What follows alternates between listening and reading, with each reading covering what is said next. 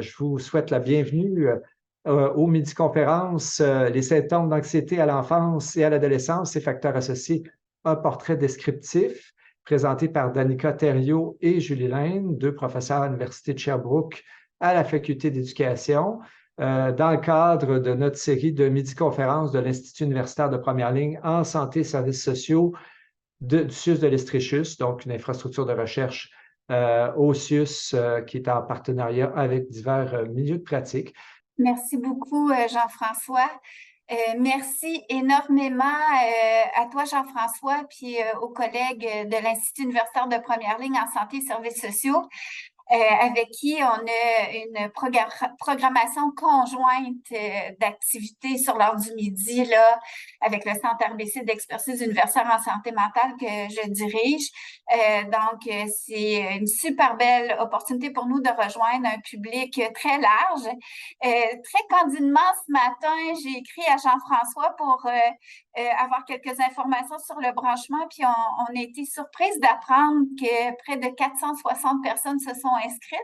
On nous a dit qu'habituellement, ce n'est que peut-être la moitié des gens qui vont se brancher, mais on voit là, que ça suscite un engouement assez important. Alors, ça nous touche. On espère être à la hauteur de vos attentes. Donc, je vais vous présenter le plan de notre présentation.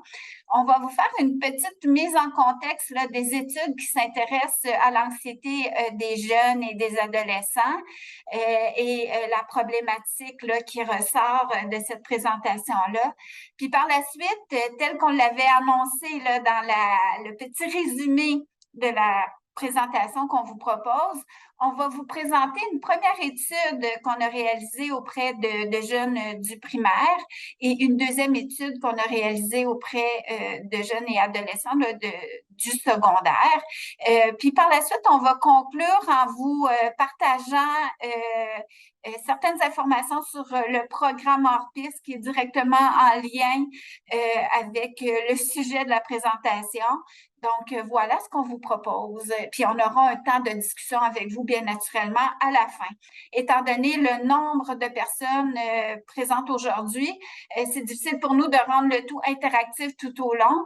Donc, mais on va s'assurer d'avoir un temps de discussion avec vous à la fin. Donc, peut-être vous dire que tous ces projets qu'on vous présente aujourd'hui sont issus des travaux du Centre RBC d'expertise universitaire en santé mentale de l'Université de Sherbrooke, qui a été financé pendant plusieurs années par la Banque royale du Canada.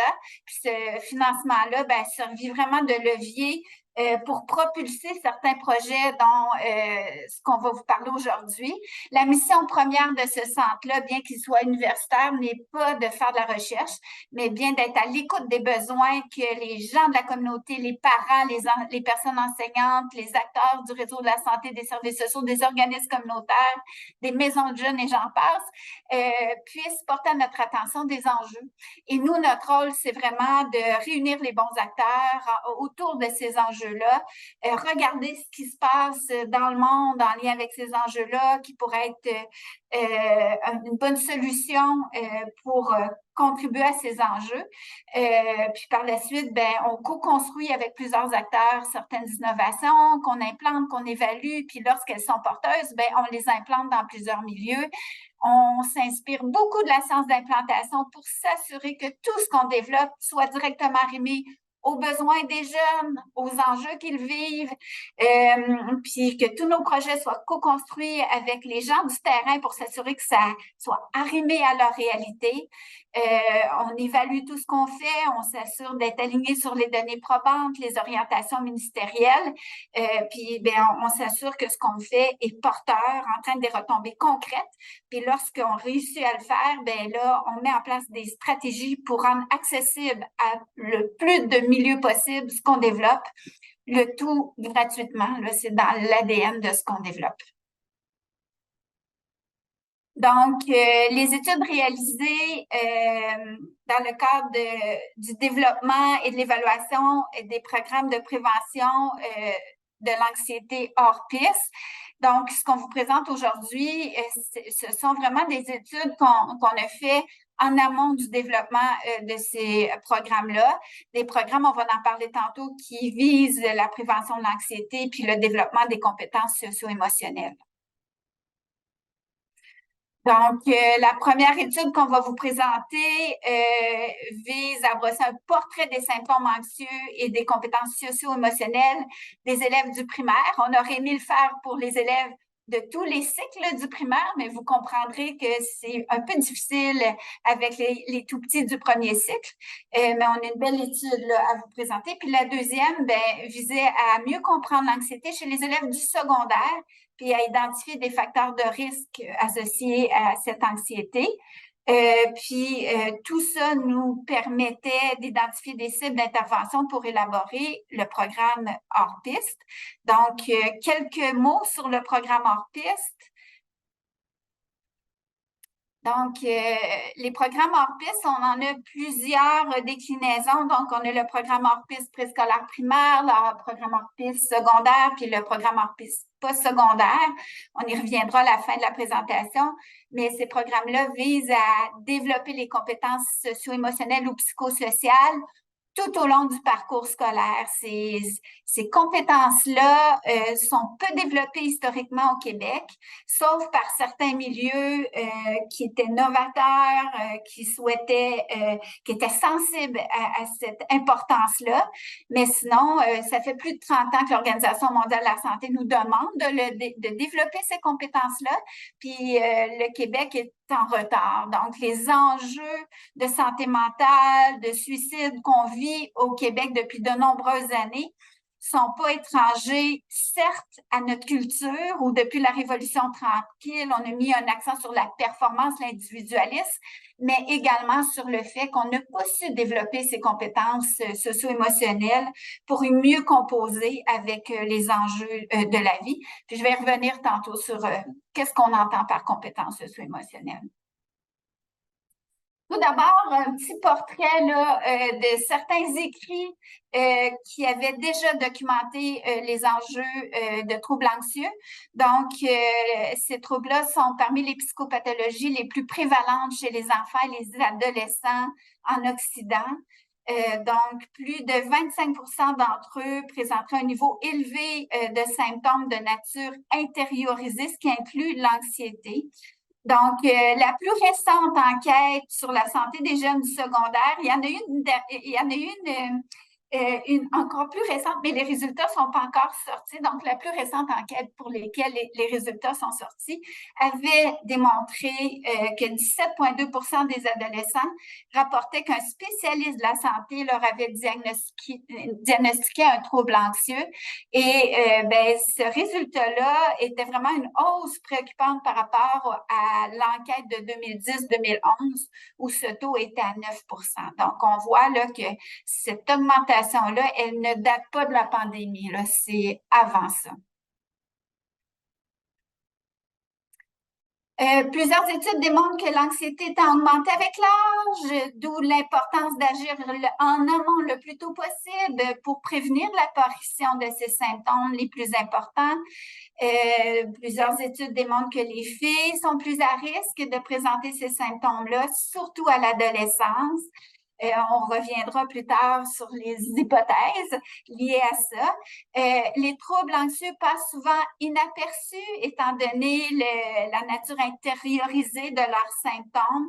Donc, vous avez probablement des gens dans votre environnement qui présentent ces troubles-là, mais qui n'ont pas été diagnostiqués justement parce que c'est souvent, ces gens-là souffrent en silence. Donc, une préoccupation actuelle qui est grandissante là, des acteurs scolaires, psychosociaux, des parents face à cette problématique. Il y a plein d'autres études qu'on aurait pu mettre de l'avant dans la problématique.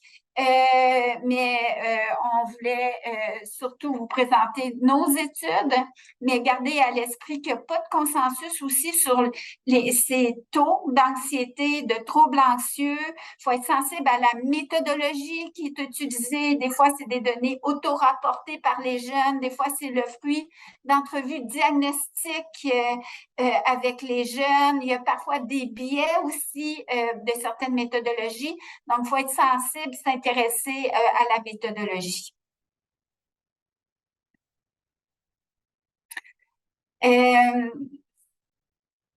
Cette diapositive-là nous démontre toute l'importance de se préoccuper des troubles anxieux parce qu'il y a énormément d'études qui démontrent qu'ils peuvent avoir des effets sur le développement et le fonctionnement des jeunes, que ce soit au niveau social, scolaire, familial, physique, cognitif.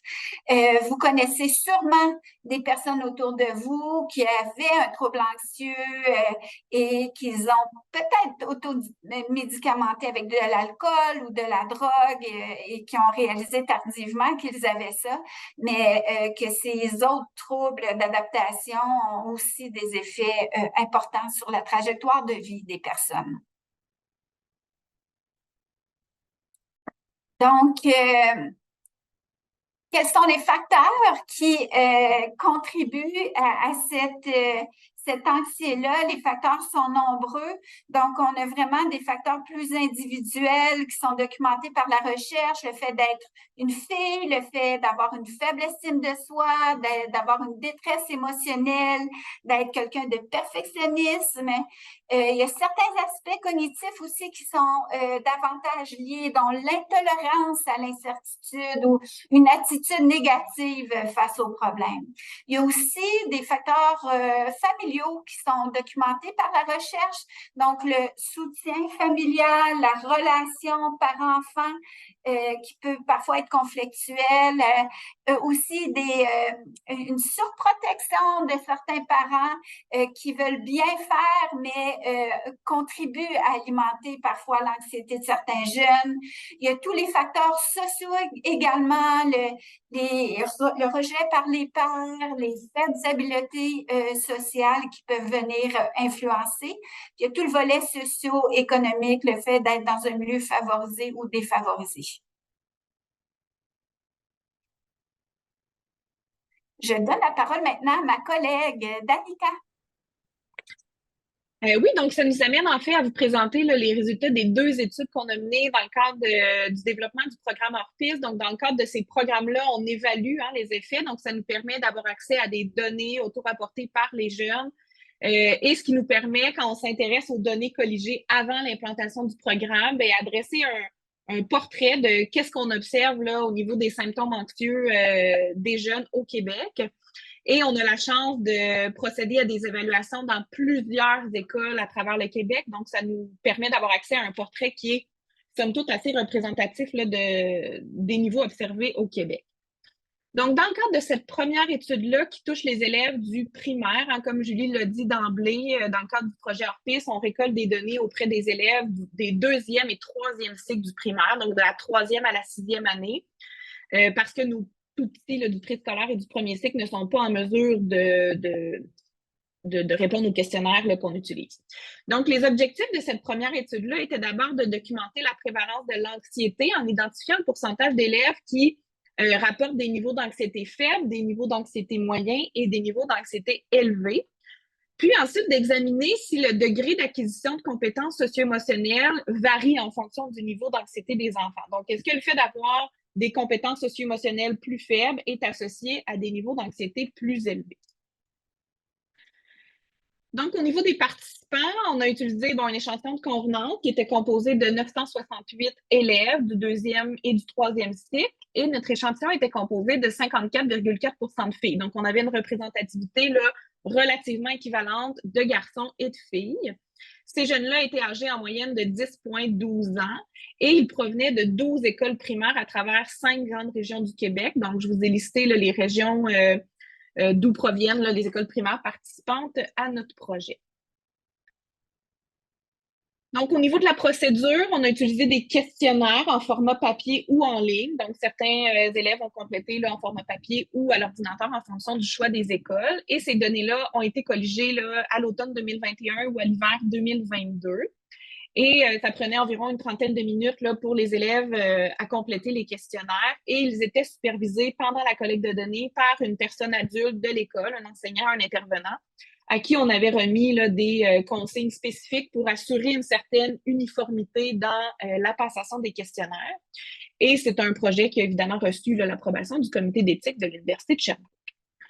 Au niveau des mesures, pour le volet primaire, on utilise 2 questionnaires standardisés seulement. Vous aurez compris qu'on ne peut pas se permettre là, de passer une batterie de questionnaires aux élèves du primaire. Donc, on utilise un premier questionnaire qui permet de mesurer le trait d'anxiété, donc la version française du State and Trait Anxiety Inventory for Children. Et on a utilisé un deuxième questionnaire qui est une échelle d'évaluation des compétences sociales et émotionnelles des enfants qui a été développée par Gaspard et ses collaborateurs. Et dans le cadre de notre étude, on a utilisé 4 grandes échelles sur les 5 qui composent ce questionnaire-là, qui étaient la capacité des élèves à résoudre leurs problèmes, certaines habiletés de base. Donc, est-ce que c'est facile pour moi de m'excuser quand je fais quelque chose de pas correct? Est-ce que c'est facile pour moi de dire s'il vous plaît et merci? Donc, vraiment des compétences assez de base. Leur capacité à réguler leurs émotions et à entrer en relation interpersonnelle avec leur père. Donc, c'est ça qu'on a mesuré à travers le projet d'évaluation du primaire. Au niveau des analyses, on a d'abord utilisé une méthode de classification pour faire 3 catégories. Donc, un premier groupe d'élèves qui rapporte un trait d'anxiété qui est faible, un deuxième qui rapporte un trait d'anxiété moyen et un troisième, un trait d'anxiété élevé. Donc, on a utilisé les seuils qui sont proposés là, par les concepteurs de l'outil du State and Trait Anxiety Inventory. Et ensuite, on a fait des analyses comparatives pour examiner, est-ce que le niveau d'acquisition de compétences de ces jeunes-là varie en fonction de la catégorie à laquelle ils appartiennent. Donc, est-ce que nos jeunes qui ont des symptômes faibles ont de meilleures habiletés et vice-versa. Donc, ce que ça donne dans un premier temps, là, je me rends compte que c'est un peu petit, mais je vous mets en lumière les résultats les plus saillants. Donc, dans un premier temps, ce qu'on remarque, c'est qu'il y a 50% à peu près là, de nos élèves qui rapportent des symptômes d'anxiété qui sont classés dans la catégorie faible. Donc, c'est quand même une bonne nouvelle qu'il y a à peu près la moitié d'entre eux là, qui disent « moi, j'ai pas beaucoup de symptômes qui n'atteignent pas le seuil proposé par les concepteurs de l'outil ». On a ensuite un 18% des élèves qui rapportent des symptômes de niveau d'intensité moyenne, alors qu'il y a quand même 31% d'entre eux qui rapportent des symptômes et qui les amènent à se classer dans la catégorie de symptômes élevés. Donc, c'est assez préoccupant pour des élèves de 3e à 6e année de se dire qu'il y a un 30% d'entre eux là, qui rapportent des symptômes d'anxiété qui sont relativement importants. Donc, je ne suis pas en train de dire que ces jeunes-là atteignent le seuil clinique pour un trouble anxieux. Hein? Ça, c'est super important, cette nuance-là. Mais c'est des élèves qui rapportent un niveau de symptomatologie assez élevé au niveau des symptômes d'anxiété. Ensuite, on s'est intéressé à certaines caractéristiques socio-démographiques, donc notamment leur sexe, leur niveau scolaire, l'indice de défavorisation du milieu scolaire qu'ils fréquentent, pour observer qu'il y a un pourcentage plus élevé de filles qui appartiennent à la catégorie niveau élevé en comparaison avec les garçons. Par contre, si on regarde cette prévalence-là, la différence, elle n'est pas énorme et on verra tantôt dans l'étude qu'on a menée au secondaire que cette différence-là, elle est beaucoup plus marquée chez les élèves du secondaire. Donc oui, nos filles sont plus à risque de présenter des niveaux de symptômes élevés d'anxiété. Par contre, cette réalité-là, elle est d'autant plus vraie chez nos adolescents en comparaison avec les enfants. Ce qu'on voit aussi, c'est que ça tend à augmenter au fil du primaire, quoiqu'il y a une petite diminution là, vers la 6e année du primaire. Donc, nos élèves du 3e cycle semblent, de manière générale, là, vivre plus d'anxiété en comparaison avec nos élèves du 2e cycle. Un autre élément super intéressant qui ressort de cette étude-là, c'est que les élèves qui proviennent de milieux favorisés et défavorisés, ce sont eux, nos élèves, qui sont les plus à risque de présenter des niveaux de symptômes élevés.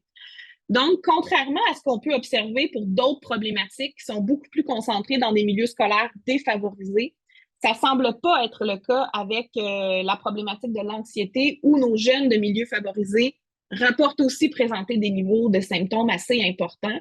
et où la prévalence semble moins grande dans nos milieux qu'on catégorise là, de moyens au niveau de l'indice de seuil de faible revenu.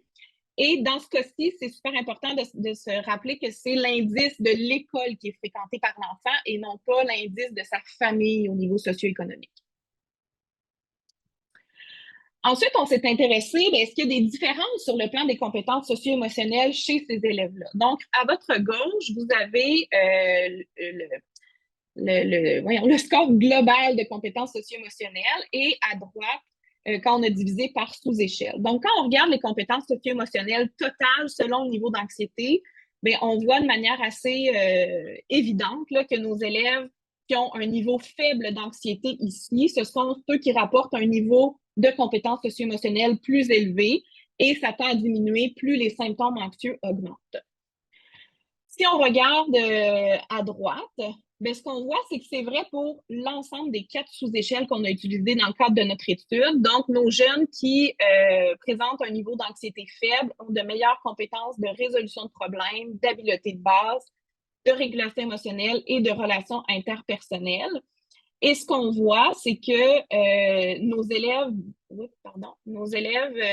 du groupe niveau d'anxiété moyen se distinguent parfois et parfois pas de nos 2 autres groupes. C'est-à-dire qu'ici, l'ensemble de nos groupes se distinguent. Là, donc, plus on augmente le niveau d'anxiété, moins les compétences sont bonnes.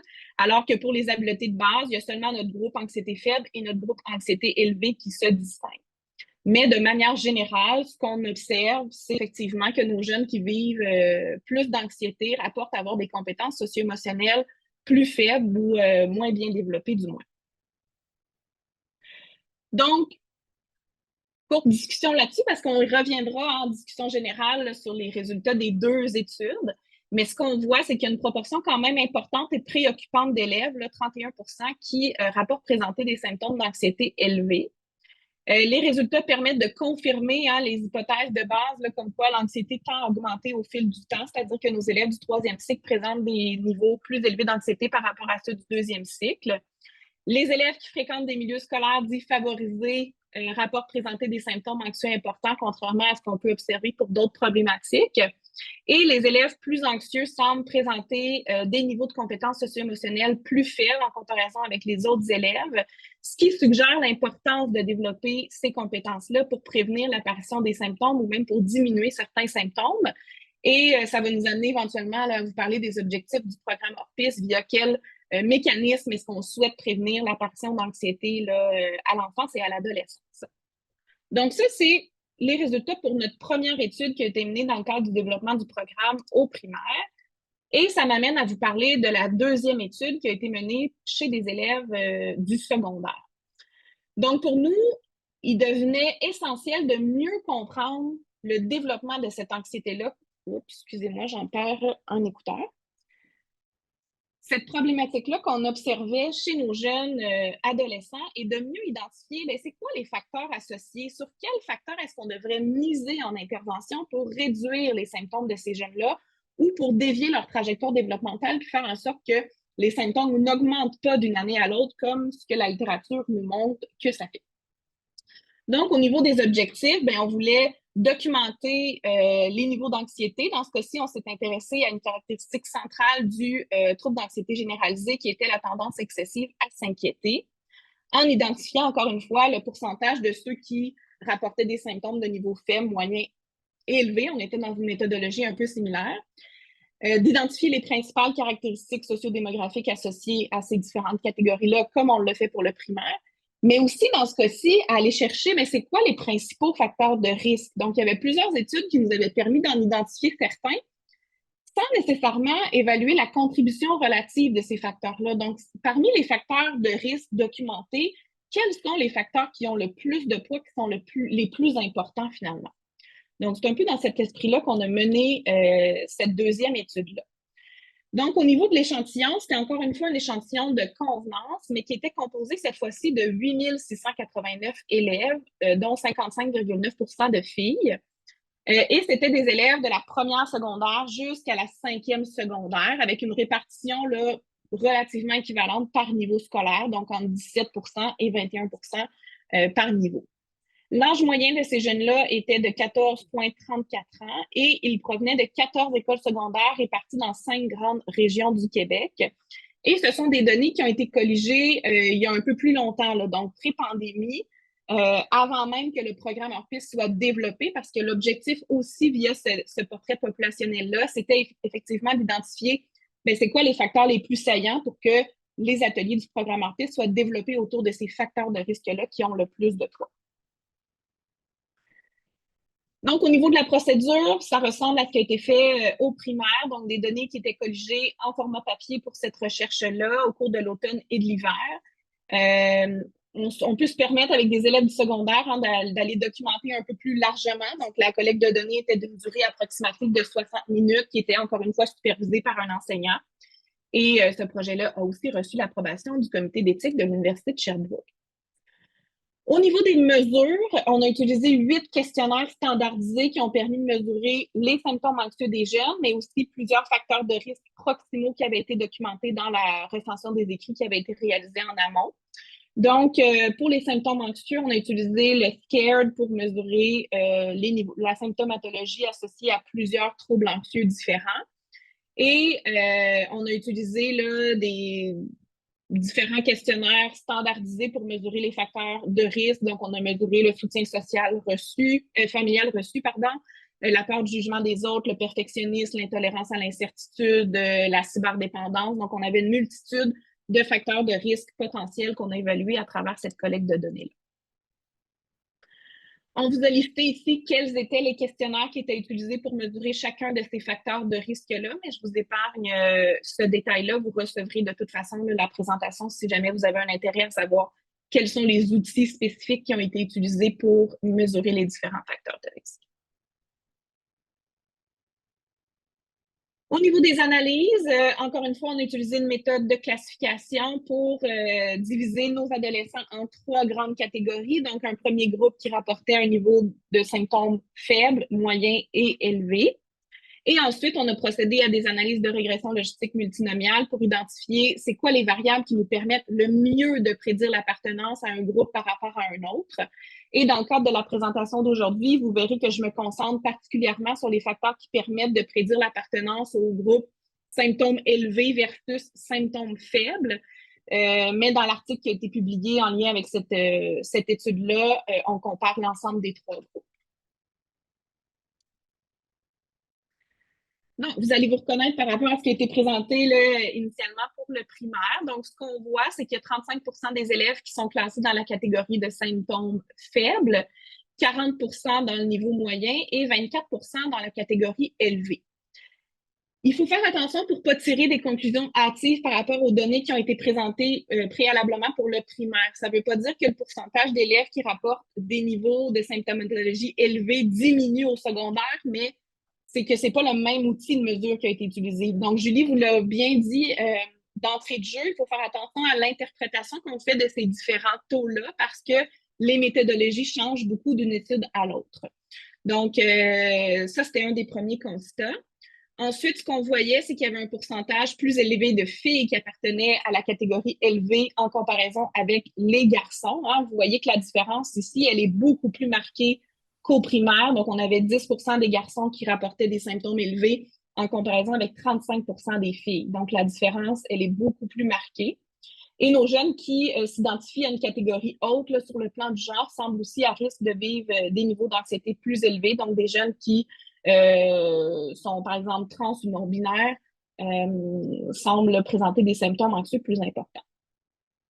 Sans grande surprise, le niveau d'anxiété semble augmenter aussi tout au long du secondaire et ça, c'est assez cohérent avec ce qui est observé dans la littérature scientifique actuellement. Donc, nos jeunes de première secondaire semblent vivre des symptômes anxieux moins importants que nos jeunes de 5e secondaire.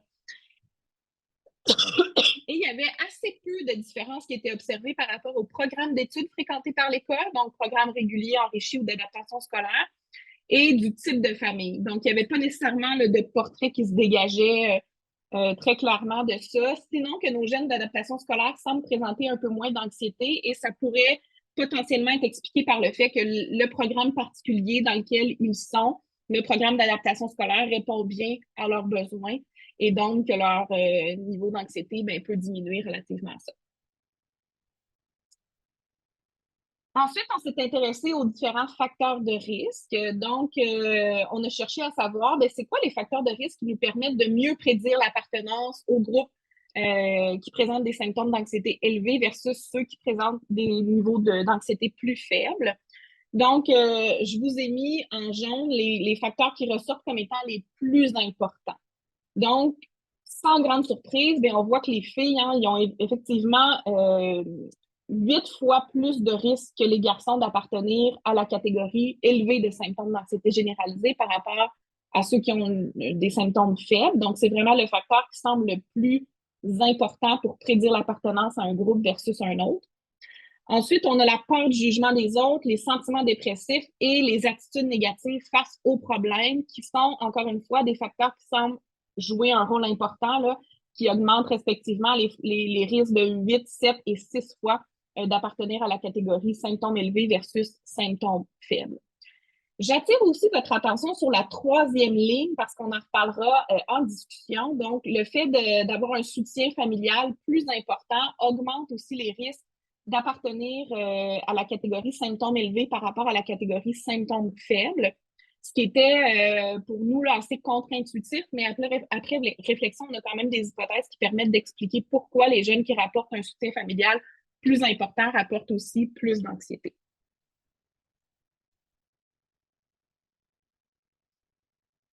Donc, pour conclure sur cette 2e étude-là, donc les résultats nous ont permis de confirmer que certains facteurs qui étaient associés là, à la présence d'un TAG qui était connu dans la littérature, ça fait aussi partie de la réalité des jeunes Québécois. Donc, il y avait peu d'études là, à ce jour qui avaient été menées auprès d'une population québécoise. Donc, ça permet de confirmer que les facteurs documentés s'appliquent aussi aux jeunes de chez nous.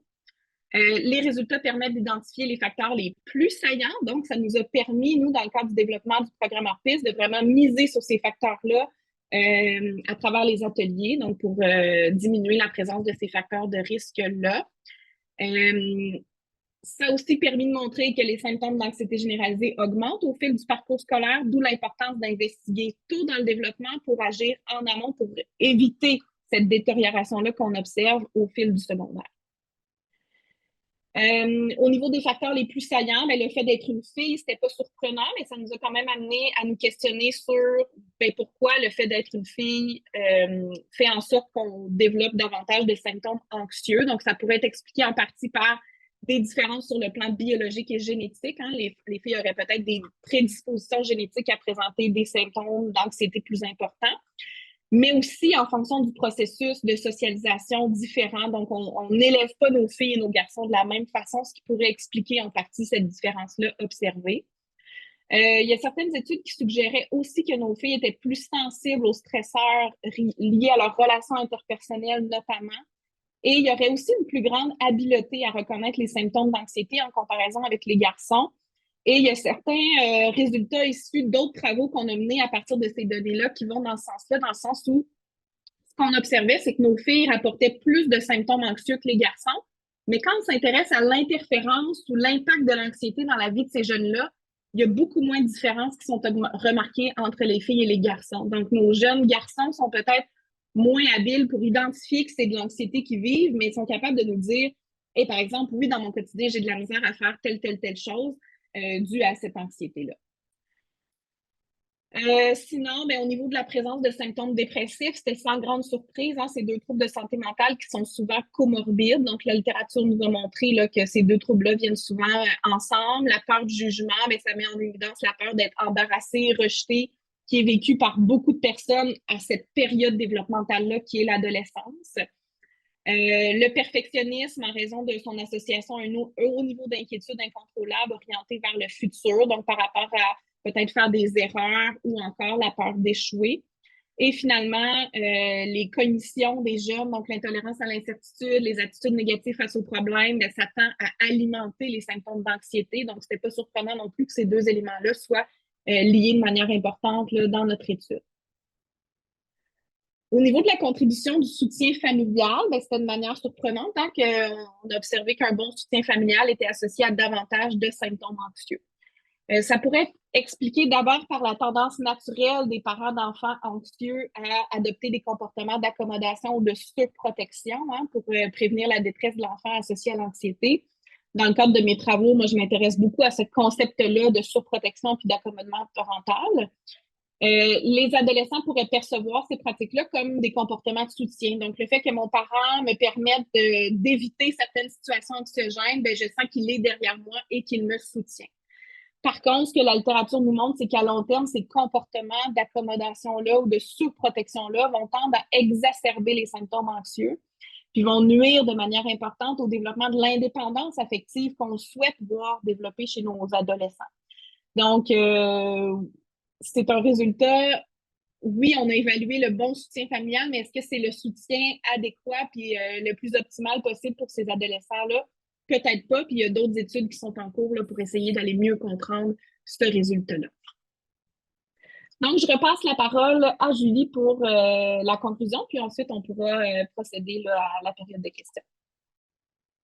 Donc, en conclusion, je ne sais pas pour vous quand vous entendez tous ces résultats, mais pour nous, ça venait démontrer toute l'importance de la prévention et de l'intervention, toute l'importance aussi de poursuivre ce genre d'études pour mieux comprendre les facteurs associés aux différents profils d'élèves, tout ça pour mieux nous permettre de dépister les jeunes, mieux offrir des services en fonction de leurs besoins, puis tout ça pour éviter la détérioration de leur état. Donc, ces études-là, en plus de d'autres résultats de d'autres chercheurs, nous amènent à réfléchir à des initiatives sur un continuum, de toute l'importance d'avoir des activités de prévention universelle offertes à l'ensemble des jeunes, jusqu'à de l'intervention spécifique pour des jeunes qui ont vraiment des gros enjeux de troubles anxieux.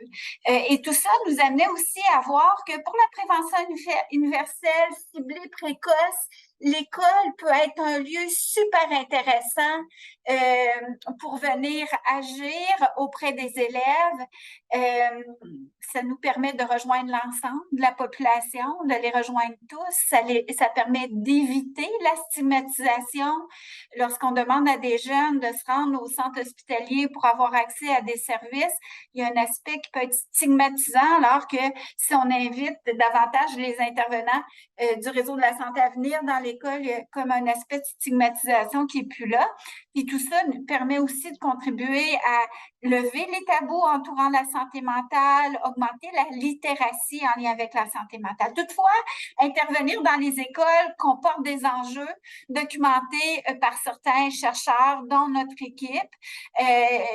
Développer des programmes pour les écoles avec une belle volonté, c'est une bonne chose, mais il faut développer ces programmes-là en se préoccupant des besoins des milieux, de la réalité des milieux. Plusieurs programmes implantés dans les écoles dans le monde, puis même ici au Québec, il y a des études qui démontrent que parfois ces programmes-là, ils sont pas arrimés aux besoins, sont pas adoptés par les milieux, sont pas pérennisés, sont pas évalués, puis sont rarement implantés dans plus d'un milieu scolaire. Donc, ça nous amène à vous parler du programme Hors-Piste. Il existe d'autres programmes, mais on va vous parler de celui qu'on a développé en ayant en tête ces préoccupations-là. Donc, ces programmes-là se distinguent par le fait qu'ils sont gratuits. Ils sont appuyés par le ministère de la Santé et des Services sociaux. Ils sont positionnés dans le plan d'action interministériel en santé mentale dans l'action 4.3. On les a arrimés sur les orientations ministérielles. On a développé ces programmes-là en s'assurant d'avoir des assises théoriques solides, de mettre de l'avant une approche globale où on agit auprès des jeunes, mais auprès de l'équipe école, auprès des parents, où on a une progression des apprentissages de la prématernelle jusqu'à l'université, où on stimule la collaboration entre le réseau de l'éducation puis le réseau de la santé, des services sociaux et les milieux communautaires dans le déploiement de ce programme-là, où on a vraiment des personnes dédiées à l'accompagnement, donc un soutien offert dans l'implantation, un soutien gratuit. Et le programme aussi propose un continuum de la prévention à l'intervention précoce, à l'intervention spécifique. Donc, et c'est un modèle très flexible dans l'implantation où c'est possible pour les écoles de l'adapter à leur réalité. Alors, on vous donne l'exemple à la prochaine diapositive de comment peut se déployer le programme Orpis au secondaire. Donc, en un coup d'œil, on fait un zoom-in sur ce programme-là qui existe depuis plus longtemps. Donc, vous voyez dans la pyramide, dans le bas de la pyramide, la prévention universelle, des ateliers qui s'adressent à l'ensemble des élèves, à l'équipe école, aux parents. Il y a un développement des compétences très actives en secondaire 1 et 2, 5 ateliers en secondaire 1, 5 ateliers en secondaire 2. Puis pour le deuxième cycle, il y a des activités de réinvestissement qui sont proposées au milieu école. Pour les élèves qui demeurent avec des symptômes anxieux après avoir participé aux activités de la prévention universelle, il y a l'intervention précoce qui est offerte en milieu scolaire en collaboration avec des acteurs du réseau de la santé, une intervention de groupe auprès des jeunes, auprès des parents. Et on a développé dans le cadre de la pandémie l'intervention spécifique, donc le programme Expédition Plus qui est offert dans les CIS et les CIUS, là, dans le réseau de la santé et des services sociaux, dans les équipes souvent santé mentale jeunesse, donc de l'intervention de groupe auprès des jeunes et auprès des parents. Donc, vous voyez un petit peu la forme que peut prendre un programme. On a la même chose au primaire puis au postsecondaire. Juste un petit coup d'œil pour vous parler des compétences socio-émotionnelles. On en parle depuis le début. Donc, c'est très vaste. Ça s'appuie sur le cadre de référence de l'Organisation mondiale de la santé, mais ça va de l'autorégulation de ses émotions à s'estimer, à gérer son stress, communiquer, mieux composer avec les enjeux relationnels qu'on peut avoir. Donc, vous aurez accès à ça lorsqu'on va vous partager le diaporama. Donc, gardez en tête que si vous avez autour de vous des écoles qui veulent implanter, faites-nous signe, une équipe qui peut accompagner l'école dans le déploiement. Et nous, on a de notre côté des personnes dédiées pour soutenir les écoles qui souhaitent contribuer à l'évaluation du programme. On profite de ce petit moment-là pour vous dire aussi qu'on cherche des écoles qui n'implantent pas le programme pour agir à titre de groupe contrôle, où on compare un peu les résultats des écoles qui implantent de celles qui n'implantent pas. Donc, faites-nous signe si vous avez des écoles qui n'implantent pas le programme. Ça permet à ces écoles-là d'avoir un beau portrait des enjeux vécus par les élèves. On remet une compensation financière à l'école.